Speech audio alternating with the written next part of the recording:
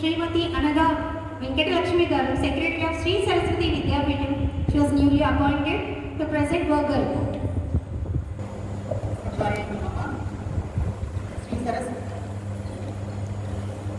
శ్రీ సరస్వతి విద్యాపీఠం తెలంగాణలోని పాఠశాలల్లో పనిచేస్తున్న నూతన ఆచార్యులకు ఆచార్య ప్రశిక్షణ వద్ద తేదీ 2 మే 2025 శుక్రవారం నాడు ప్రారంభమైంది.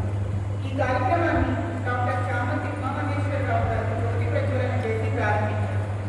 ఈ కార్యక్రమంలో శ్రీ సరస్వతి విద్యాపీఠం ప్రాంత శైక్షణిక ప్రముఖ శ్రీ నల్లాం చక్రవర్తుల కృష్ణమాచార్యులు గారు అతిథుల పరిచయం చేయగా, ప్రాంత అధ్యక్షులు ప్రొఫెసర్ తక్కెళ్లపల్లి తిరుపతిరావు గారు స్వాగతోపన్యాసం చేశారు.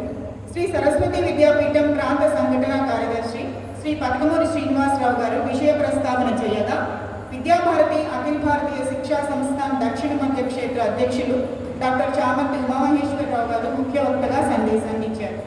ఈ 20 రోజుల వద్దలో అనేక మంది అధికారులు అతిథులు పాల్గొన్నారు.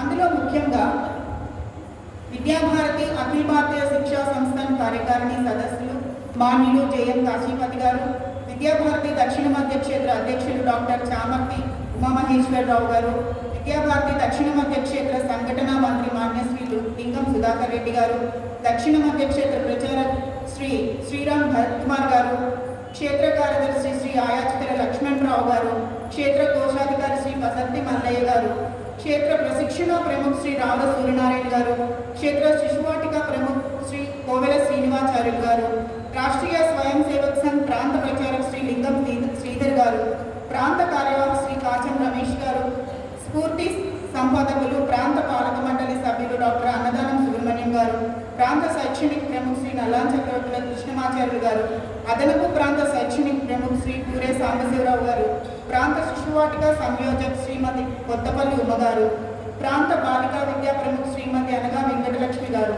ప్రాంత సేవా ప్రముఖ శ్రీ జిఎల్ఎన్ శాస్త్రి గారు, ప్రాంత పూర్వ విద్యార్థి పరిషత్ అధ్యక్షులు శ్రీ రెడ్డి గారి హరిస్మరణ్ రెడ్డి గారు, విభాగ శైక్షణిక ప్రముఖులు మరియు కొంతమంది అనుభవం గల ప్రధానాచార్యులు పాల్గొని మార్గదర్శనం చేశారు.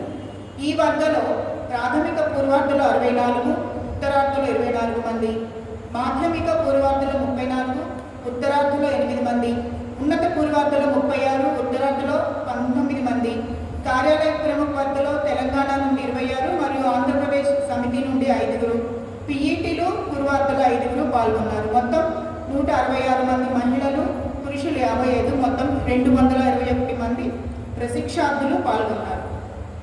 వర్గలో బోధన మరియు వివిధ వ్యవస్థల నిర్వహణ కొరకు ప్రబంధకులుగా ఆచార్యులు, కర్మచారులు, వంట సహాయకులు 20 రోజులు పూర్తిగా 50 మంది, మొదటి 10 రోజులు 36 మంది, సంస్కార సాధన వర్గలో 17 మంది, చివరి 10 రోజులు 33 మంది, మొత్తం 136 మంది వివిధ భాగాలలో పాల్గొన్నారు.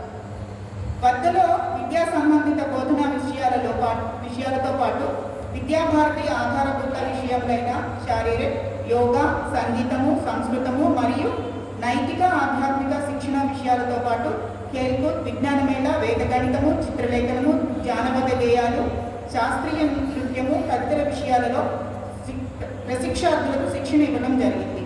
కార్యాలయ ప్రముఖులకు డిజిటలైజేషన్లో ప్రత్యేక శిక్షణ ఇవ్వడం జరిగింది. విషయ విశేషజ్ఞులచే బోధన సంబంధిత మెరుగుదలపై శిక్షణ ఇవ్వడం జరిగింది. ప్రతినిత్యము ప్రాతస్మరణతో ప్రారంభమై వందన, సంధ్యా ప్రార్థన, బోధన, భౌతిక మరియు సాధారణ కాలాంశాల అనంతరం రాత్రి 10 గంటలకు శాంతి మంత్రంతో దినచర్య ముగిసేది.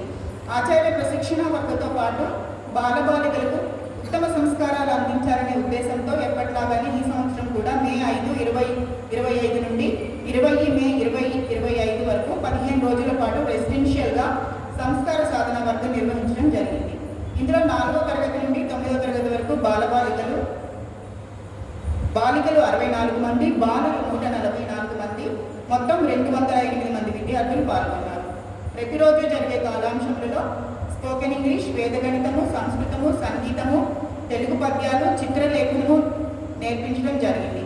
వీటితో పాటు కూచిపూడి నృత్యము, అభినయ గేయాలు, జానపద నృత్యము, కోలాటము, కరాటే, చెక్కభజన, అన్నమాచార్య కీర్తనలు, ఘోష్, శారీరక, యోగా మరియు మన సాంప్రదాయ ఆటలను విద్యార్థులకు నేర్పించడం జరిగింది. ప్రతిరోజు మన ప్రాంత సంపర్క ప్రముఖ శ్రీ చెరువు రాంబాబు గారు పిల్లలకు రామాయణాన్ని బోధించారు.